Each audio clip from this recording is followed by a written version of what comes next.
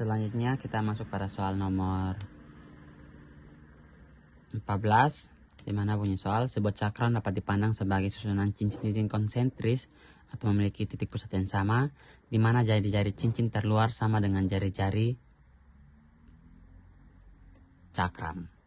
Kita masuk dari soal ini, saya dapat gambarkan sebagai terdapat sebuah cakram, merupakan titik pusatnya, di mana cakram ini mempunyai jari-jari yaitu R. Namun cakram ini dapat dipandang sebagai seperti kita membagi cakram ini ke dalam cincin-cincin kecil yang kita susun kembali. Ini merupakan cincin terluar, di mana cincin terluar ini mempunyai jari-jari yang sama dengan jari-jari cakram. Selanjutnya terdapat cincin lagi, di mana cincin kedua ini mempunyai jari-jari yang lebih kecil dari cincin pertama. Pun begitupun pada cincin-cincin seterusnya,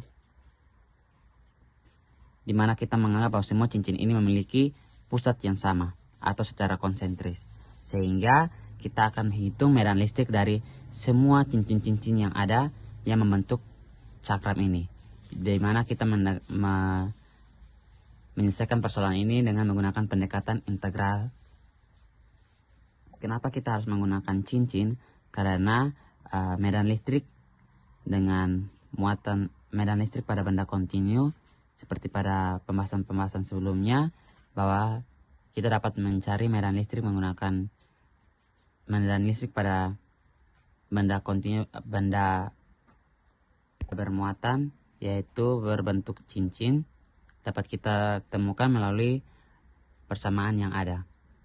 Karena medan listrik pada cincin dengan sumbu yang sudah diketahui mempunyai nilai persamaan berupa K dikali dengan Q dikali dengan X dibagi dengan X kuadrat ditambah dengan R pangkat 2 dipangkatkan 3/2. Dimana pada persamaan ini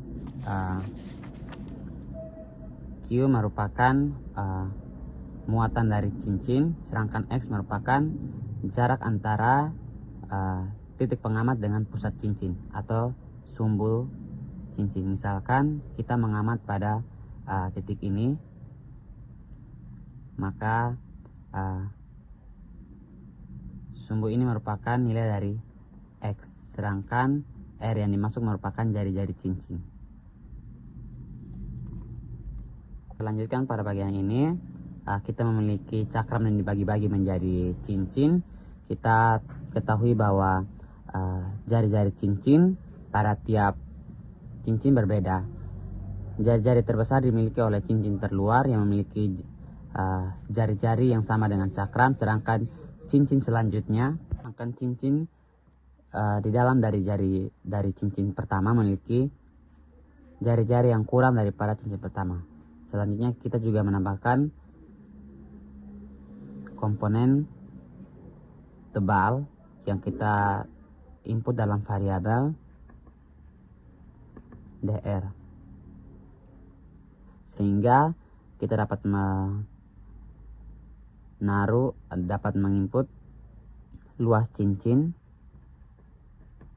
sebagai 2πr dikalikan dengan tebalnya. Kita akan mencari muatan cincin, di mana persamaan untuk muatan cincin ini dapat melalui rapat muatan cincin dikalikan dengan luas dari cincin, atau dapat kita input sebagai persamaan berikut. Selanjutnya, ketika kita sudah mendapatkan setiap komponen-komponen ini, kita tinggal mensubstitusikannya ke dalam persamaan. Ketika disubstitusikan ke dalam persamaan, maka persamaan yang kita dapat adalah seperti berikut.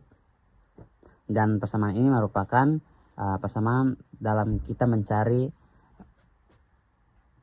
medan listrik pada cincin tertentu. Sedangkan yang kita cari adalah medan listrik pada semua cincin yang terdapat pada atau yang kita gambarkan sebagai sebuah cakram. Sehingga kita menggunakan konsep integral, di mana batas-batas integral tersebut yaitu merupakan batas dari jari-jari cakram sampai pada titik pusat cakram yaitu 0. Sehingga kita dapat menuliskan persamaannya menjadi K, nah merupakan konstanta, jadi tidak kita masukkan ke dalam integral, di mana masukkan batasnya yaitu R, merupakan jari-jari cakram sampai pada titik pusat yaitu 0.